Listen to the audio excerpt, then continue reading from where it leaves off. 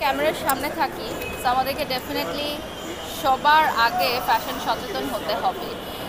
আমরা যদি একই ড্রেস পরে অনেকগুলো প্রোগ্রাম অ্যাটেন্ড করি সেটাও আমি করতে পারি, কিন্তু আমি কখনোই এটা মানে খুব মেনটেন করার চেষ্টা করি। আমার প্রত্যেকটা লাইভেও আমি ড্রেস চেঞ্জ করি, লিপস্টিকটা চেঞ্জ করি, একটু কানের দুলটা চেঞ্জ করি।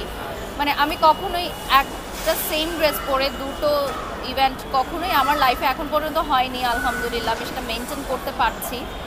তো 3টা প্রোগ্রামে 3 ধরনের লুক। আজকে আপনারা দেখেছেন যে সকালে আপনাদের সবার প্রিয় মেগা স্টার শাকিব খান, ওনার সাথে আমার একটা প্রমোশনাল কাজ ছিল। তো সেখানে তো হিউজ ক্রাউড ছিল।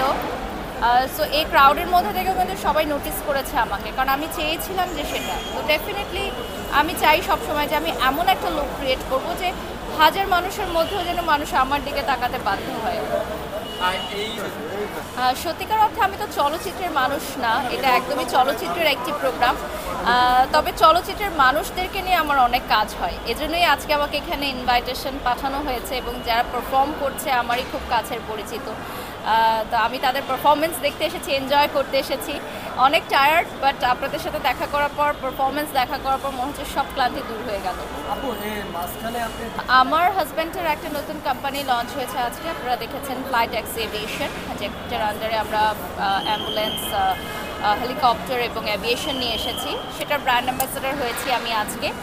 সেটাও আমরা প্রেস মিটিং আজকে ছিল আমাদের, আজকে সন্ধ্যায়।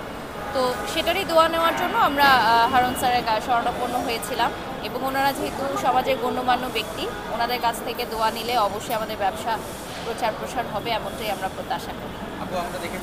এই যে বিজনেস ওয়েমেন হিসেবে, বিজনেস লেডি হিসেবে আমাকে পাবেন। আর আমার সবচেয়ে বড় পরিচয়, আমি একজন মা। যেহেতু সামনে মাদার্স ডে আসছে, আগামীকালকে না, হ্যাঁ আগামীকালকে মাদার্স ডে। তো আমার যেহেতু একটা ছোট মেয়ে আছে, ওর জন্য সবাই দোয়া করবেন যাতে আমি ওকে মানুষের মতো মানুষ করে তুলতে পারি। ছোটো থেকে আমি অল্প অল্প করে ওর মধ্যে শেখাচ্ছি পশুপ্রেম, মানুষের সেবা, মানুষকে ভালোবাসা। তো আপনারাও আপনাদের বাচ্চাদের মধ্যে এই জিনিসগুলো নিয়ে আসবেন। তারপর ওকে কালচারাল মাইন্ড করা, এখন থেকে নাচের স্কুল, গানের স্কুল, এগুলোর সাথে ওকে পরিচয় করানো।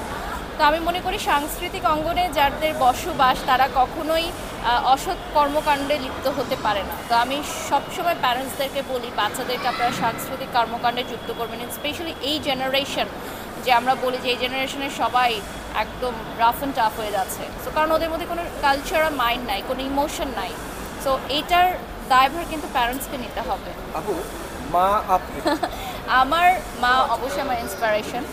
উনি একজন প্রফেসর, একটি স্বনামধন্য প্রতিষ্ঠানের টিচার। তো আমি তার কিছু কিছু গুণাবলী পেয়েছি, যেমন অর্গানাইজ করা, সব কিছু অর্গানাইজ করা, লিডারশিপ আমি তার কাছ থেকে শিখেছি, এবং পরিশ্রম, কঠোর পরিশ্রম করা আমি তার কাছ থেকে শিখেছি। আবার আমার মেয়ে আবার আমার কাছ থেকে শিখবে, সেটা জেনারেশন টু জেনারেশন একটা চেইন। কল্পনা হচ্ছে যে আমার মেয়ে তো যেহেতু অনেকই ছোট, তো এখনও মা দিবস বোঝে না।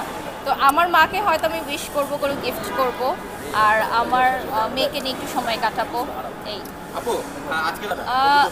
অভিজ্ঞতা আসলে, যেহেতু প্রমোশনাল পার্টনারে আছি আমরা, আমাদের হার্লিন ব্র্যান্ডের honourable director mister Shakib Khan এবং আমাদের এমপি মহোদয় শাকিব আল হাসান, ওনারা দুজনই আজকে আমাদের গেস্ট ছিলেন। এবং হার্লিনের ব্র্যান্ড প্রমোটার হিসেবে আমার মাথায় একটা গুরু দায়িত্ব ছিল যে প্রমোশনগুলো যাতে ঠিকঠাক মতো হয়। তা আমরা এর আগে অনেকবার ওভার দ্য ফোন মিটিংয়ে কথা বলেছি যে কীভাবে কি প্ল্যানিং হবে, বাট যখনই গেস্টরা আসলো এত বেশি ক্রাউড হয়ে গেল যে কোনো প্ল্যানিংই, সব প্ল্যানিং জিরো হয়ে গেল। আর সবচেয়ে বড় কথা হচ্ছে যে আমাদের লাইভ প্রেজেন্টেশনগুলো খুবই সাকসেসফুল হয়েছে, কারণ বলে না যে কথা বলতে হয় না, যখন তুফান সামনে আসে মানুষ তুফানই দেখতে থাকে, আর কেউ কথাই বলে না। তা আমাদের কিছু বলারই দরকার হয়নি, ওনাদেরকে দেখেই সবাই খুশি।